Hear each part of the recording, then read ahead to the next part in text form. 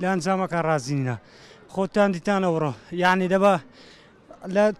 4 فرسە 5 فرسە سەر لەسە دەبا گۆلمان کردە سەر ڕایەوەی 5 یاریزانانی سەرچیمان یاری ناکرد یعنی کەم کوڕێکی زۆرمان لە فەرقیە بەس دەبا شایستەی برنەوە بووین دەبا برمایەت شەوە یاری تۆپی پێەیە دەبی هەموو ئەنجامی قبولکەیدا لێبردنەوە هەندێک خۆشەویستان ناکەین شایستەی و ئەنجامانی نینە من پێش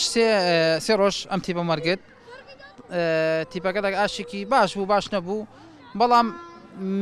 محاولەی ئەومە کرد علاج ئەختا بکەم خۆ دەزانی ئەمە 16 یاریزانی سەر بە 16 یاریزان هاتووینە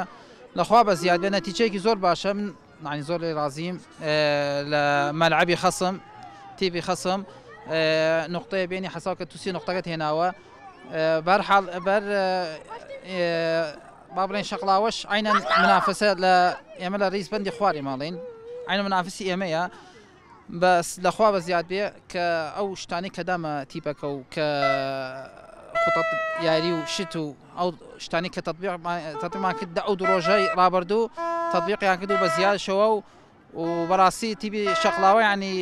یاریێکی دروستی کرد و یاریێکی باشی کرد و ینی حیفە لە ڕیزبەندی کۆتاییە ینی کە سێرم کرد ئەم یاریە زۆر جوانیان کرد و دەستیان خۆش بێ و دەستی بەگەمانش خۆش بێ و